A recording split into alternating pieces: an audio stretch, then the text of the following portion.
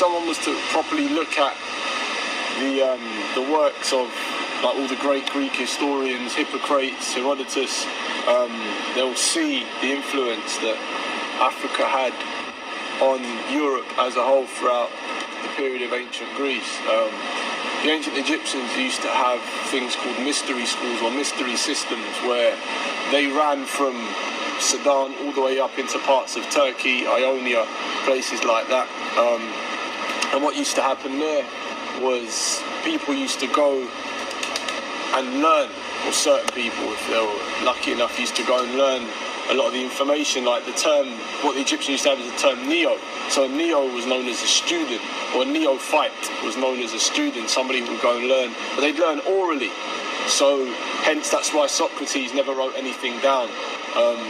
I think a lot of people know the fact that the term know thyself is attributed a lot of the time to Socrates, but in actual fact, if you go to certain temples in Egypt and in parts of East Africa, you'll see the term inscribed, and it predates Socrates and any of those guys. So it goes to show you where he was getting taught. But for me, it's prevalent throughout a lot of Greek history how the ancient Greeks, how revered the Ethiops, which meant of the burnt face,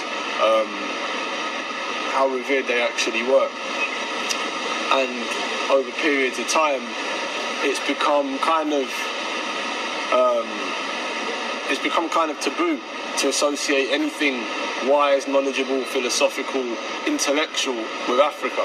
And that's what a lot of European historians and academics find hard to digest, is the fact that these guys, from Socrates to Plato to Aristotle to Herodotus to Hippocrates, all these guys, they were taught or influenced by the teachings of black Africans, ancient Egyptians.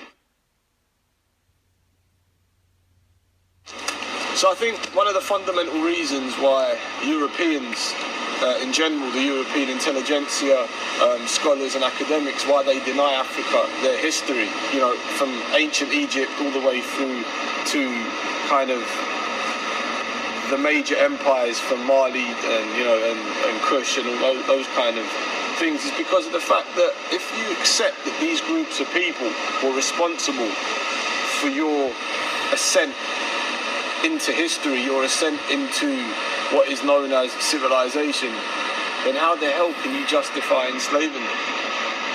And that's part of the problem, is the fact that you've enslaved, you've tortured, you've committed innumerable acts of genocide on the same people that put you in the position that you are in, scientifically, philosophically, academically, and culturally, and linguistically, whichever way you kind of want to look at it.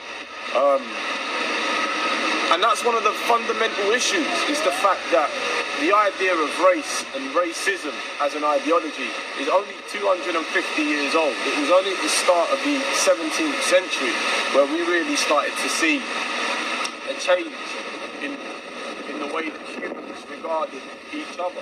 So it's a very new idea. It's a very pernicious and sick idea that people find it very difficult to undo, because the Greeks never had the concept for race. You know, race before the 17th century was a group of people that shared cultural, linguistic and geographical similarities, whereas once the J.F. Blumenbachs and certain anthropologists, Charles Darwin and his kind of followers and descendants, once they got their hands on the idea of breaking humans down into certain groups, then it started to become more prevalent.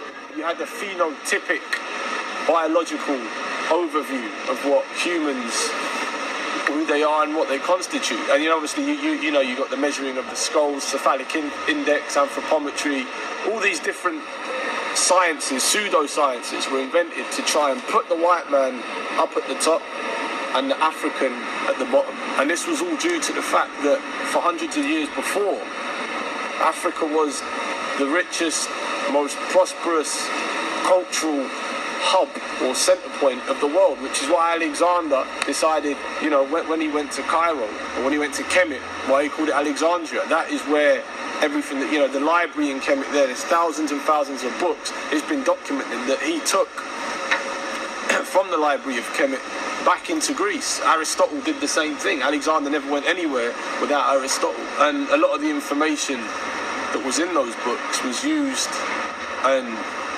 plagiarized by Greek philosophers. And it's not, I don't think it's a matter of trying to say, oh, you know, the Greeks weren't doing anything, and I don't think it's about that. I think it's more to do with who influenced who, you know. People don't look at Charles Darwin and say this guy came up with the theory of evolution completely on his own. He studied theories and schools of thought from kind of anthropology to sociology far back from his time, and that's what people don't realise. I was talking with my friend the other day and we were discussing how the idea of naming something after one person is really quite stupid. You know, the idea of something being Darwinian or Marxism, you know, like attributing one type of thinking to a certain man is very dangerous and illogical at the same time, because everyone has read from someone. Everybody studied another period or another part of humanity or another part of history to get to where they are, including Marx. Africa and China had the idea of democratic sharing for thousands of years before Marx and Engels decided to sit down and coin the term, you know, communism.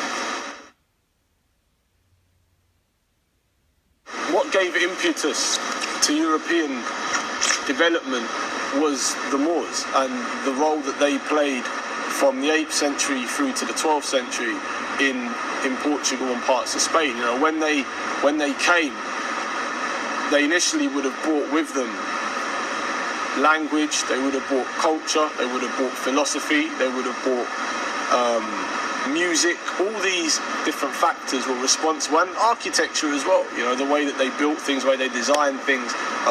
The abacus, that's from the Moors. The guitar, that's from the Moors.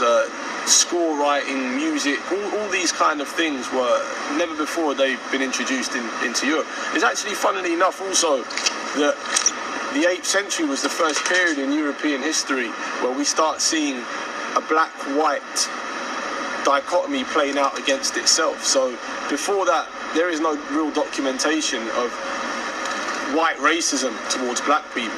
What we started seeing through the period of the Moors was white people actually turning around and trying to say that these black Africans, these black Arabs, are oppressors, they're colonialists, they're this, they're that, and that's what gave birth to the first initial spree of kind of white supremacy or white racism.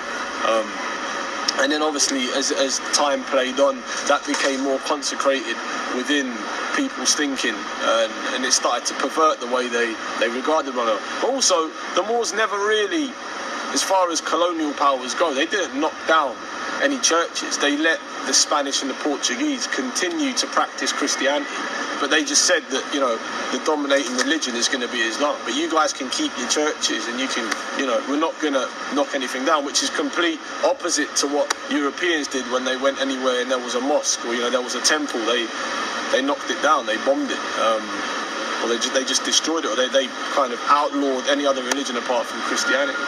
So yeah, I think the Moors played a really crucial, vital, pinnacle role in European development. And like we were talking about earlier, it was, you know, the Chinese invented gunpowder, but it was an Arab artisan in 1304 that actually created the first real mechanism to fire bullets, to fire pistols, and it was the northern Europeans that got hold of that technology around the 13th century, 14th century, and started to use it as a weapon of dominance, and to suit their own kind of political and military needs. But it was never used that aggressively by the groups of people. It'd been used before, but not to the extent in which kind of the British were using it on the Irish, on the Welsh and the Scottish.